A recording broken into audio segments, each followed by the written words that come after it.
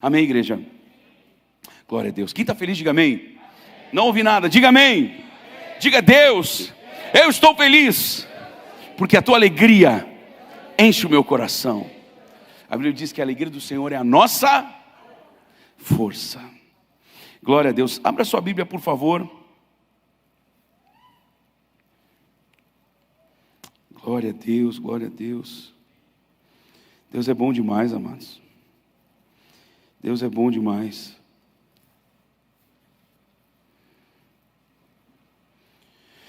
Maravilha. Quem está feliz, diga amém. É isso aí. Josué capítulo 6.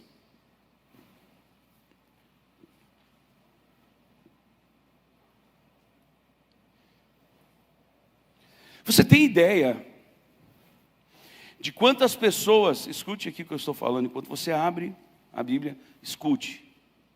Você tem ideia de quantas pessoas, isso são pesquisas que são feitas, tá, gente? E daí você sabe que pesquisa, ela traz uma estatística, e estatística ela não é um número exato. Então, de repente, você pode discordar até de mim, mas eu vou pedir então para você pesquisar na internet e ver que eu não estou inventando esses dados. Mas as pesquisas apontam que apenas 8%, isso é um site muito reconhecido entre os administradores, apenas 8% das pessoas alcançam suas metas, seus objetivos, seus sonhos. Isso significa que, em média, mais de 90% ou 92% das pessoas que têm um sonho, que têm uma meta, que têm um objetivo, acabam desistindo no meio do caminho, às vezes logo no início. Há uma estatística para esse mercado que eu tenho trabalhado, que diz que de uma grande massa, vamos dizer assim, que entra nesse mercado, apenas 10% conseguem passar do primeiro mês. Ou seja, 90% das pessoas em média desistem no primeiro mês de trabalho nesse mercado, porque é um mercado muito difícil. Desses 10% restantes, agora eu vou parecer certa política, né, que falou 20% e 30%, então, mas é normal isso, tá, gente? Só na hora ficou estranho o jeito que foi colocado. Então, desses 10% que sobraram, porque 90% desistiram no primeiro mês, desses 10%, cerca de 70% até 80% desistem até o sexto mês. Ou seja, os poucos que sobram, se conseguirem passar a casa de um ano, esses provavelmente são aqueles que vão conseguir tirar lucro ou permanecer no mercado financeiro. Mas eu pergunto para você, será que as pessoas desistem por falta de capacidade? Será que as pessoas desistem pela falta do objetivo? Isso obviamente não, porque eles desistem do objetivo, da meta, do sonho. Então, não é por falta de meta, objetivo ou sonho. E esse texto, queridos, de Josué capítulo 6, ele nos mostra, mais uma vez, o que eu tenho quase que exaustivamente aqui falado. Obrigado, Brian. Quase que exaustivamente eu tenho falado acerca dos detalhes. Olhe para a pessoa que está perto de você, você que está em casa aí, se tiver alguém pertinho de você, se não, fala para você mesmo e diga, detalhes. Diga assim, ó, muitas pessoas perdem o que teoricamente já era deles, em função de detalhes. Josué capítulo 6, versículo 1 diz assim, ora, Jericó estava rigorosamente fechada por causa dos filhos de Israel, ninguém saía, ninguém entrava, ou seja, só para você entender aqui, Deus havia entregado Jericó, orientado o povo de Israel, que tomasse Jericó. Você está me ouvindo? Diga amém. Então Deus já tinha dado essa ordem, o povo de Jericó sabia disso, estava apavorado. Por isso eles cercaram aquela cidade, eles fecharam aquela cidade, eles fortificaram aquela cidade. Ninguém entrava e ninguém saía, por causa dos filhos de Israel. Então o Senhor disse a Josué, olha, Entreguei na tua mão Jericó, o seu rei e os seus valentes. Vós, pois, todos os homens de guerra, rodeareis a cidade, cercando-a uma vez. Assim fareis por 6 dias. Eu quero já frisar, antes de você, de repente, se confundir ou coisa parecida, que a ordem de Deus eram 7 dias. Porém, durante 6 dias, seria de uma determinada forma a investida de Israel contra Jericó. E no 7º dia a investida seria diferente. Você está me acompanhando? Diga amém. Ou seja, detalhes. Fala comigo, repete, detalhes.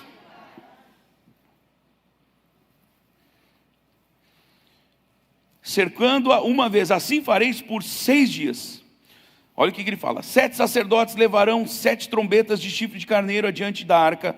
No 7º dia, ou seja, no 7º dia, não é no 6º, não é no 5º, não dá para antecipar. Queridos, tem muita gente que perde aquilo que estava reservado a ele ou a ela, porque quer antecipar os processos. Diga comigo, processo. Queridos, em tudo existe um processo, queridos. Lembra quando o nenê, ele nasce?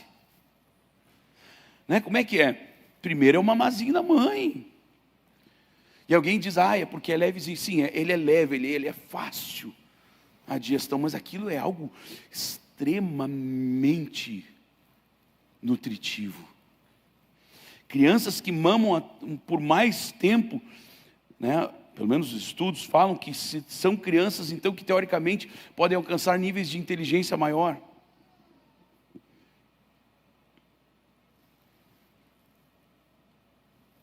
Só que depois, o físico da criança começa a exigir mais nutrientes. Nutrientes talvez diferentes daqueles, com uma carga, uma dosagem maior, que não é possível ser encontrada no leite tão somente, mesmo sendo um mamazinho da mamãe. Então você vai fazer o quê? Você vai preparar um mocotó para a criança, você vai matar ela. Não, então eu vou fazer um bom de um feijão com arroz, tacar uma dobradinha lá dentro, uma pata de boi, deixar aquilo com bastante sustância, vai matar a criança. Porque ela não está preparada.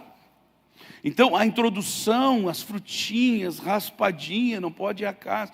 Sabe, isso tudo é um processo para que o próprio organismo da criança comece a se acostumar com uma alimentação mais sólida. Então, na nossa vida, mas nós temos que entender esses processos.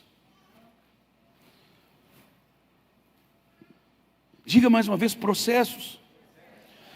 E há um problema, queridos, que muitas vezes nós queremos, a tendência do homem é sempre correr para o imediatismo. Muitas das pessoas, elas desistem dos seus sonhos. Eu não estou pregando isso aqui porque eu falei com alguém de tarde ou de manhã e... Não, amados. Isso Deus já tinha falado no meu coração antes. Amém, amados? Inclusive ontem à noite, enquanto eu estava orando já pelo culto, Deus estava me falando. Eu quase gravei para eu não esquecer, mas eu disse, Deus, eu sei que o Senhor vai deixar isso aqui fresquinho no meu coração. Já acordei hoje de manhã e comecei a meditar. Passei o dia meditando nisso. Então, se de repente eu tive uma conversa com você ou coisa assim, o pastor está falando isso, que ele está pregando porque ele teve que me falar aquilo. Não, talvez eu já tenha lhe falado aquilo hoje, porque eu já estava com isso no coração. E talvez você está sendo privilegiado por ouvir 2 vezes. Talvez seja Deus falando com você. Quer dizer, eu botei o talvez só para ser suave. Porque eu tenho certeza que Deus está falando com você. Eu tenho certeza que Deus está falando com você. Queridos, as grandes conquistas, os grandes inventos, as grandes descobertas. Alguém vai dizer, muitas delas foram por acaso. Sim, muitas delas foram. Mas algumas das descobertas e invenções precisaram ser feitos projetos e mais projetos e mais projetos e mais projetos e mais erros e mais acertos e mais erros e mais erros até que chegasse no produto final. Então muitas vezes nós não alcançamos o produto final porque nós desistimos no meio do caminho. E aqui Deus então está falando para o povo de Israel, vocês vão fazer 7 vezes, durante 7 dias, mas os 6 primeiros serão de um jeito, e o último será diferente. Porque havia um processo, amados. Talvez um processo no coração do próprio povo de Israel, para que eles enxergassem, para que eles pudessem entender, para que eles não confundissem na cabeça deles, achando que era alguma outra coisa, senão o próprio Deus fazendo por eles. Então, às vezes, Deus nos coloca nesse tipo de processo, amados. Processos às vezes pesados, processos às vezes demorados, mas é Deus construindo em nós algo sólido, algo realmente fundamentado nele. Entenda uma coisa: quanto maior a edificação, ou o edifício, para você entender bem, repita comigo: quanto maior for a edificação, mais tempo levará, mais profundo precisarão ser os fundamentos, mais abrangentes precisarão ser as estacas deste fundamento. E às vezes nós queremos acelerar as coisas, queridos. Às vezes nós queremos imediatismo. A pessoa entra numa empresa, de repente como vendedor, e ele já começa a olhar para o cara que é o campeão de vendas.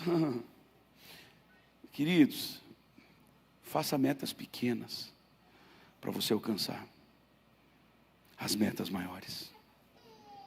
Algo mais ou menos assim: vamos supor que alguém chegue num nutricionista e o nutricionista dê a notícia: olha, você precisa perder 30 quilos.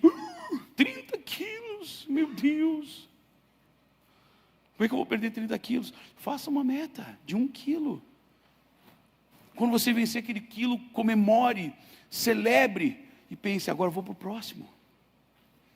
Faça a cada dia uma vitória, respeite os processos. Você está me entendendo? Diga amém. E o diabo tem tentado trabalhar na nossa cabeça esse imediatismo, usando várias ferramentas. Ferramentas que nos auxiliam muitas vezes, mas ferramentas que às vezes pregam uma peça na nossa mente. Por exemplo, já falei isso aqui 1 milhão de vezes, vou ter que repetir. Meu pai nasceu no interior e eu tive o prazer, o privilégio de muitas vezes ser levado por ele, a nossa família toda. E eu me lembro de nós termos que dormir muito cedo, que não tinha energia elétrica lá. Acho que em 80 e alguma coisa que chegou energia elétrica lá. Então eu lembro que nós íamos dormir muito cedo, né? Começava a cair o sol, começava a entrar a noite, vinha logo o sono. E o que acontecia? Nós acordávamos automaticamente muito cedo. E eu me lembro que ali, antes de clarear o dia, minha tia começava a se movimentar, e ela ia sempre lá no potreiro para buscar a vaca e o terneirinho, que ela ia então ordenhar a vaca, ia tirar o leite.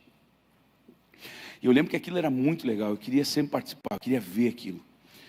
E aí, então, antes disso, ela tinha que acender o fogo do fogão a lenha. Então, isso tudo era um processo. Ela tinha que acender o fogo. Ela tinha que ir lá no potreiro, às vezes a vaca estava lá adiante. Eu não estou falando 30 metros. Estou falando de muitos metros, muitas dezenas de metros. Dezenas e dezenas. E ela tinha que ir lá buscar aquela vaquinha, o terneirinho, trazer, ordenhar. Aí chega, aí bota lá o leite para ferver no fogão a lenha. Daí, depois de ferver, não sei, deixar mais para o lado, aí ia fritar, né, no interior. Desculpa se alguém estiver em jejum aí, né, fritar aquele aipinzinho, com o torresminho que sobrou da noite anterior. Eu ouvi um gemido. Como é que é? Fala, Deus. E aquilo era um processo. Hoje como é que é? A gente pega na geladeira o leite, que nem é leite direito aquilo, a gente toma. A gente pega aquilo lá que está numa caixa, que dura mais ou menos uns 255 dias sem estragar, de tanta porcaria que tem dentro. Não é tudo isso, eu estou brincando. A gente bota dentro da caneca, a gente enfia aquilo dentro do micro-ondas, bota ali 2 minutos e fica sapateando na volta para ver se vai mais rápido. Porque a gente está vivendo numa questão de imediatismo. A gente compra agora, a gente faz as compras, a gente compra roupa pela internet, Veio a pandemia, se instalou agora também a questão de você poder comprar, fazer as compras do mercado, pelo celular, por um aplicativo, pela internet, por um WhatsApp. E aí a compra não chega, você já nem precisa mais ir no mercado, você faz o pedido e espera. E mesmo assim, às vezes a gente está angustiado na espera. Parece que o diabo vem imprimindo isso no nosso coração, na nossa cabeça, para nós não respeitarmos os processos. Agora eu lhe pergunto, Deus não podia de uma vez só fazer com que todos os muros de Jericó ruíssem de uma vez só? Sim ou não, igreja?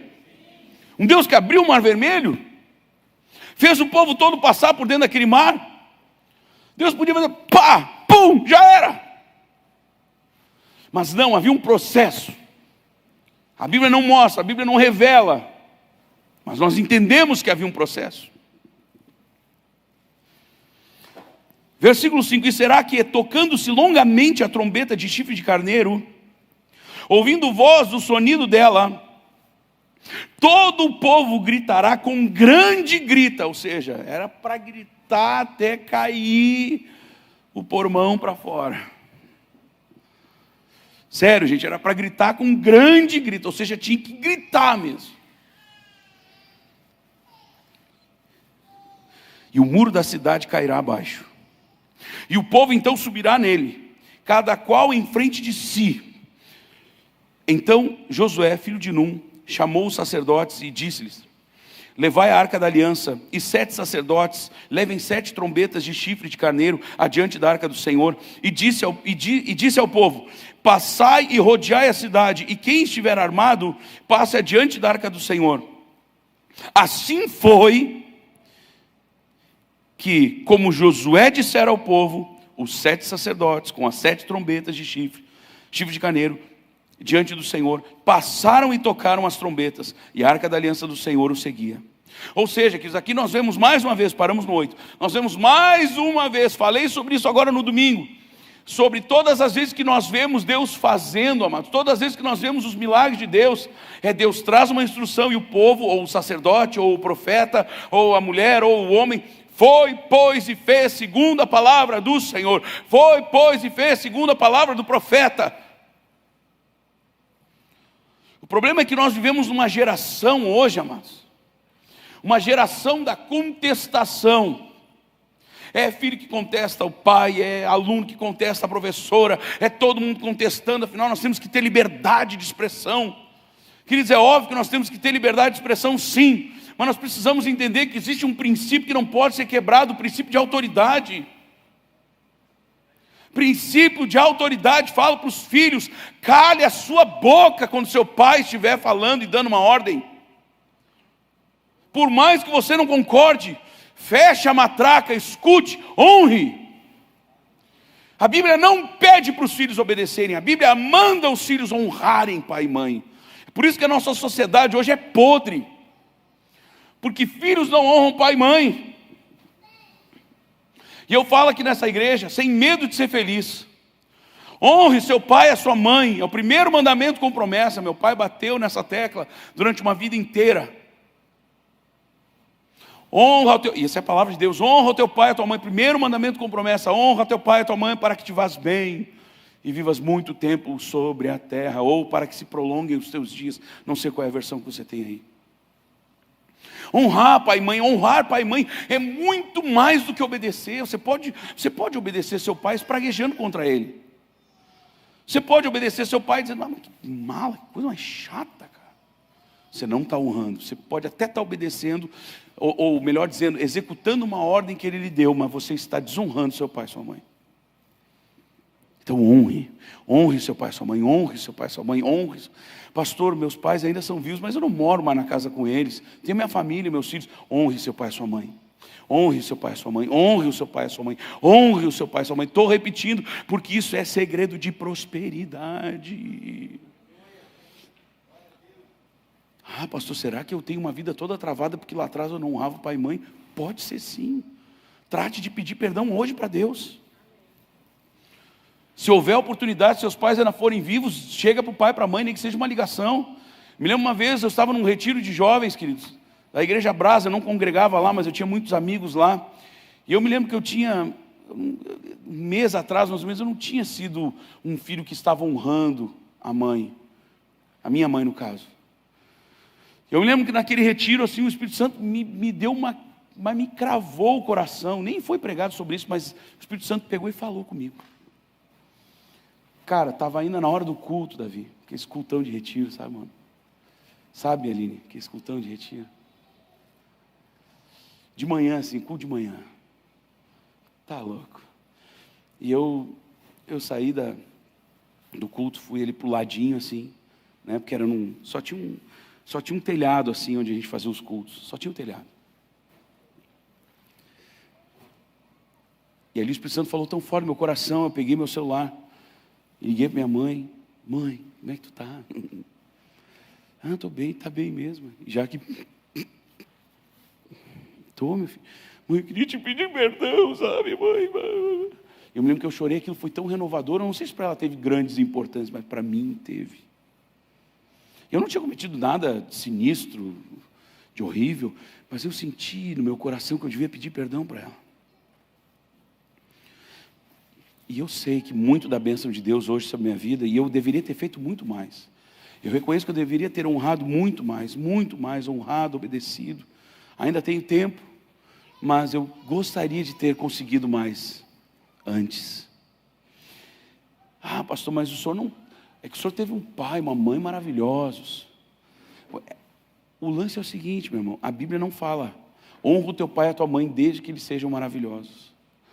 Seu pai e a sua mãe podem ser dois bêbados, podem agredir você verbalmente, talvez tenha agredido fisicamente.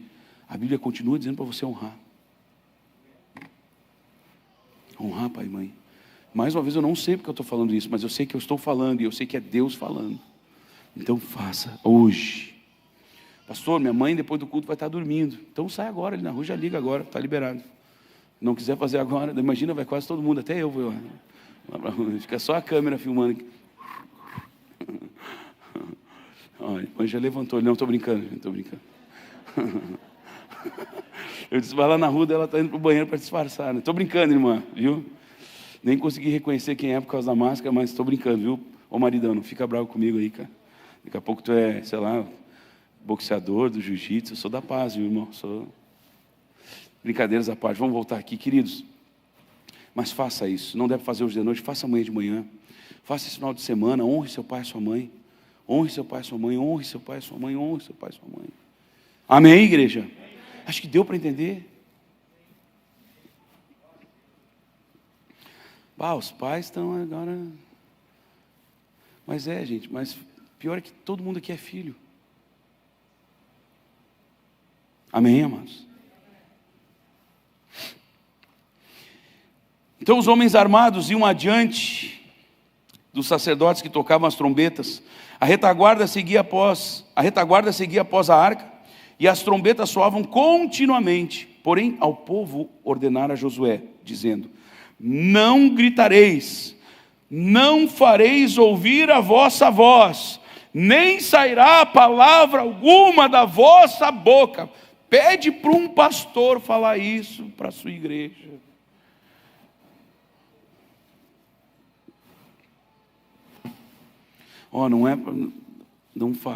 Pronto. Pede para um pai hoje dizer para um filho: meu filho, não faça isso. Parece que é aquilo que o filho mais vai querer fazer, cara. Você está ouvindo essa palavra, sim ou não? Gente, eu não estou dando nenhuma indireta para nada. É Deus falando com todos nós. Amém, amados?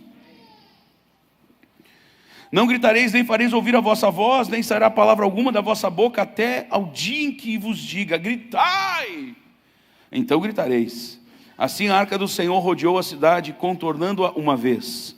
Entraram no arraial e ali pernoitaram. Levantando-se, Josué de madrugada, os sacerdotes levaram de novo a arca do Senhor. Os 7 sacerdotes que levavam 7 trombetas de chifre de carneiro diante da arca do Senhor iam tocando continuamente, e os homens armados iam adiante deles. Aqui só está contando que estava sendo feito exatamente o que era para fazer. Amém, igreja? Enquanto as trombetas então tocavam continuamente, No segundo dia rodearam outra vez a cidade e tornaram para o arraial, e assim fizeram por 6 dias. Diga, assim fizeram por 6 dias. Diga, assim fizeram por 6 dias. Diga comigo, não adiantaria serem 5 dias, nem 7 dias. Desta forma, precisava ser 6 dias. Precisavam, né? Precisavam ser 6 dias. No 7º seria diferente. Ou seja, são os processos de Deus, são os detalhes de Deus, queridos. Detalhes de Deus, detalhes que foram antes ignorados por Moisés, como já falei aqui. Deus disse para Moisés no primeiro momento: batei na rocha, ou feri a rocha. Moisés foi lá e feriu a rocha, ele bateu na rocha e jorrou água e saciou a sede de todo aquele povo. Segunda vez, Deus falou para Moisés: falai a rocha. Foi lá Moisés e feriu a rocha. Ele errou. Ele não se deteve no detalhe. Tem muita gente hoje perdendo aquilo que Deus tem para si por causa de detalhes. Detalhes. Diga comigo, detalhes. Diga, processo. Então no 7º dia madrugaram ao subir da alva, e da mesma sorte rodearam a cidade 7 vezes. Somente naquele dia, diga assim comigo, somente naquele dia. Mais uma vez, somente naquele dia. Então às vezes as pessoas olham, o pastor está falando para fazer oração, tem que todo meio-dia, toda meia-noite, ele ainda vai mandar mensagem para nos lembrar. É um mala esse pastor. Não, quero ser um secretário aqui, amados, que lembra os filhos uma ordem que o pai deu. Vamos orar todo meio-dia, vamos orar toda meia-noite. E eu estou sentindo que Deus está mandando, logo a gente vai fazer de novo isso. Amém, igreja? Não sei como vai ser, se vai ser meio-dia, meia-noite, vai ser só meia-noite, vai ser só meio-dia, não sei.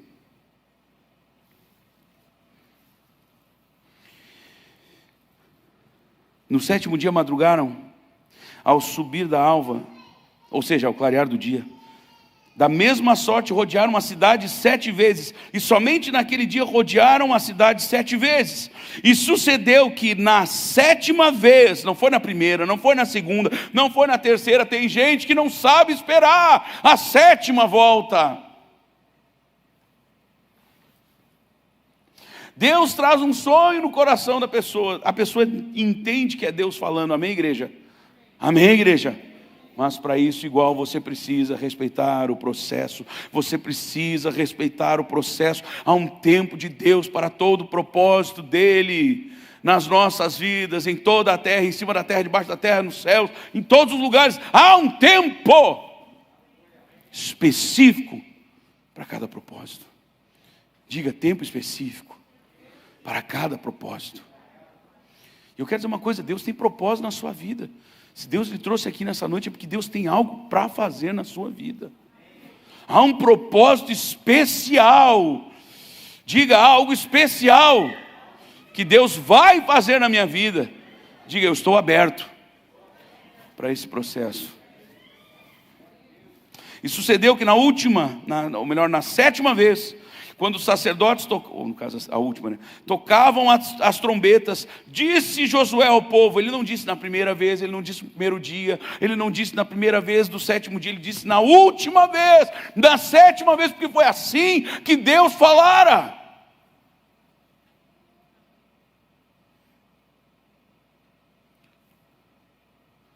Ai, meu irmão, você está me ouvindo, pelo amor de Deus?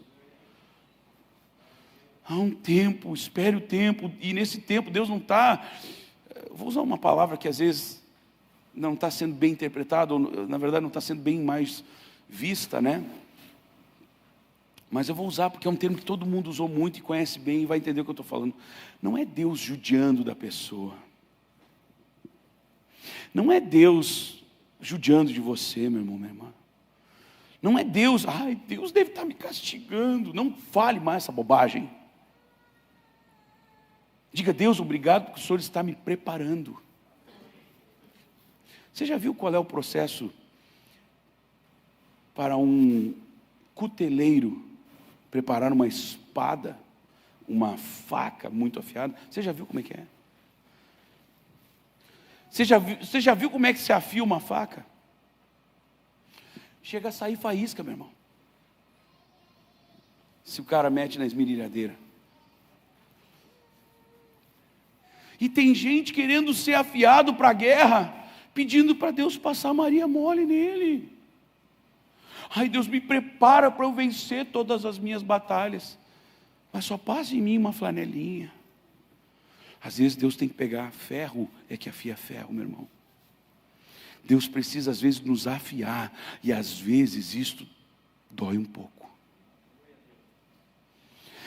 Processos, diga processos. Cada processo tem o seu tempo, queridos. Você está me acompanhando? Diga amém. Porém a cidade, olha só o que Deus falou, né? Gritai, né? Josué disse ao povo: gritai, porque o Senhor vos entregou a cidade. Porém a cidade será condenada, ela e tudo quanto nela houver, somente viverá Raabe, a meretriz, a prostituta, e todos os que estiverem com ela em casa, porquanto escondeu os mensageiros que enviamos. Isso é um detalhe que não pode ser esquecido. Aqui nós vemos Deus, presta atenção. Aqui nós vemos Deus abraçando uma meretriz, uma prostituta. E não só salvando ela neste momento histórico, mas porque ela entrou nos planos de Deus. Escute, porque ela se enquadrou nos planos de Deus. Como assim, pastor? Ela entendeu. Raabe era moradora de Jericó, Raabe era daquele povo, só que ela entendeu que Deus havia dado Jericó para Israel. Você está me entendendo? Diga amém. Então quando os espias do povo de Israel foram enviados para Jericó, Jericó queria matar os espias. O que Raabe fez? Raabe protegeu eles, Raabe escondeu eles. Ou seja, ela entrou nos planos de Deus. E alguém vai dizer: uau, que bênção, né? Deus abençoou, salvou ela. Deus salvou ela. Eu vou dizer a você, então não leu todo o texto, porque a Bíblia diz que Deus salvou ela e todos quantos estivessem com ela dentro de casa. Nem está falando de família, está falando de qualquer um que ela colocou para dentro da casa dela. Eu vou abençoar.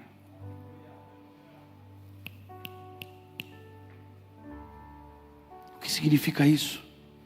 Que quando nós entramos nos planos de Deus, quando nós nos encaixamos nos planos de Deus, quando nós nos enquadramos nos planos de Deus, Deus não tão somente abençoa nós, mas todos os que estiverem ao nosso lado, não só a nossa família.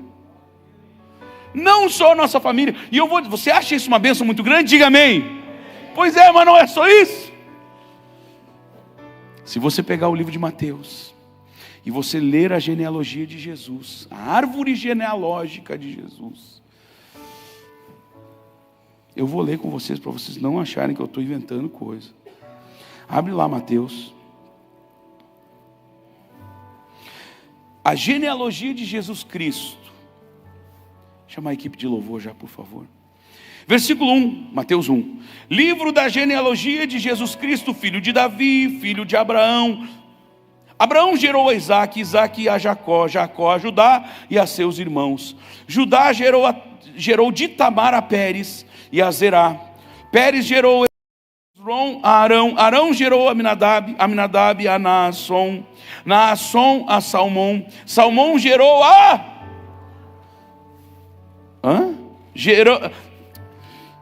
Salmão gerou de quem?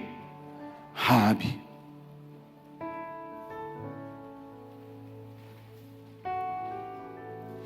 Deus enxertou esta mulher.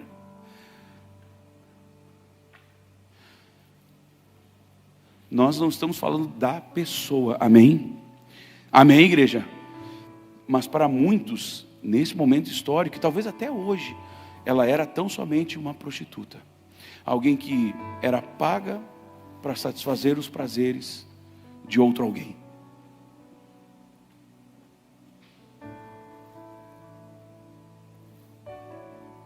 Talvez para a sociedade ela não era ninguém, ela não prestava para nada. Mas quando essa mulher se enquadrou nos sonhos e nos planos de Deus, Deus a trouxe para perto, Deus a colocou simplesmente na genealogia de Jesus, na árvore genealógica do seu único filho. Salmão gerou de Raabe a Boaz. Sabe o que isso significa? Que talvez até hoje você tenha sido alguém que a sua família descartou, que a sociedade descartou, que os amigos não fazem muito caso se você tiver ou não.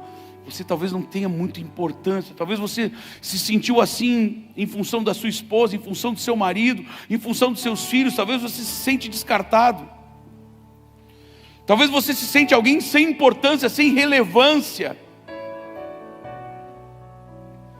Assim Raabe era. Pessoas pagavam para ela por algumas horas de prazer. Era só isso. Mas quando essa mulher se enquadrou nos sonhos de Deus, Deus disse: eu vou colocar ela num lugar de tamanha importância que somente aqueles ali vão poder fazer parte dessa história. A história da árvore genealógica do meu filho.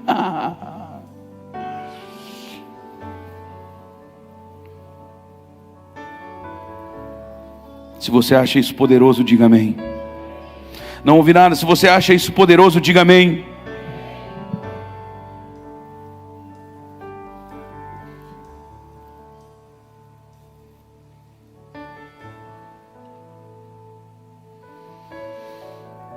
Então somente guardai-vos das coisas condenadas, para que, tendo-as vós condenado, não as tomeis.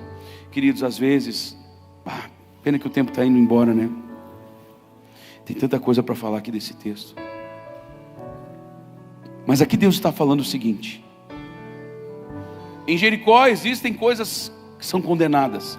Eu não quero que vocês tomem delas, eu não quero que vocês toquem nelas, eu não quero que vocês tragam isso para dentro do meu povo, para dentro da casa de vocês.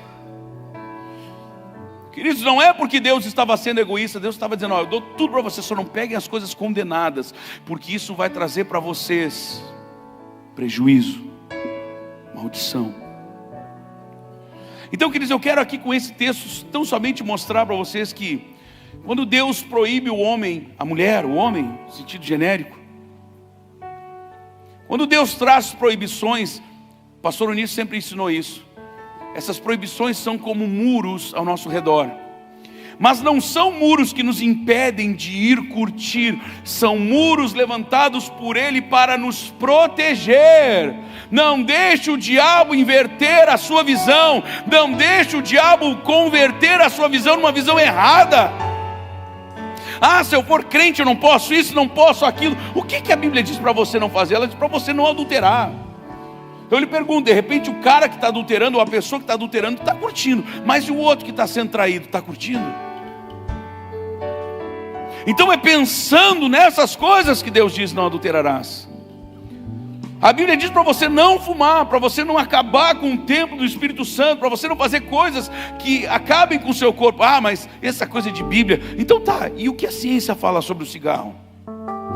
E o que a ciência fala do alcoolismo? Então eu não estou dizendo, na verdade o que Deus está proibindo na sua palavra é o que hoje as pessoas estão se dando conta que faz mal para o próprio ser humano. Você está entendendo essa palavra, sim ou não? Então na verdade, amados, às vezes as pessoas dizem: mas se eu tiver que parar com isso, eu não vou mais poder ser feliz e curtir. Eu quero dizer que quando nós paramos com essas coisas, é que aí sim é que nós somos livres para curtirmos e sermos felizes de verdade. Porque nós somos livres. Nós somos livres. Livres. Mas não vou mais poder tomar meus porre para eu ficar curtindo. Não, hoje eu posso curtir sem precisar tomar um porre. Você está entendendo a moral da história, meu irmão? Sim ou não? Junta um bando de crente numa casa, você vai ver. Quem olha de fora diz, mas esses caras devem estar tudo bêbado, cara. Não, eles estão felizes, porque a alegria do Senhor, ela transborda dos nossos corações. Amém, igreja? Quem está entendendo, diga amém. Enfim, vamos adiante, versículo 20, só para ganharmos tempo. Gritou, pois, o povo, e os sacerdotes tocaram as trombetas. Tendo ouvido o povo o sonido da trombeta e levantado grande grito, ruíram as muralhas, e o povo subiu à cidade, cada qual em frente de si, e a tomaram. O povo só pôde tomar Jericó, o povo só pôde tomar posse de Jericó, porque obedeceu a Deus em cada detalhe, porque entenderam o processo das coisas, obedeceram esse processo, se enquadraram nesse processo, e por isso tomaram posse. O lugar onde você está é o lugar onde você vai brilhar, mas para você brilhar, às vezes Deus precisa lhe polir. E às vezes o polimento leva tempo, às vezes precisa ser mais abrasivo. Às vezes pode até doer um pouco, mas Deus está fazendo isso para fazer você brilhar. Quem crê nisso, diga amém. Quem crê nisso, diga amém. Só se você crer. Fique de pé agora comigo, vamos adorar esse Deus que está nos fazendo não só tomar a Jericó, mas Deus está nos fazendo tomar a terra prometida, tanto no casamento quanto na criação dos filhos. Oh Espírito, nas finanças, isso pode aplaudir o Senhor. Não se acanhe, aplauda Ele. És tu.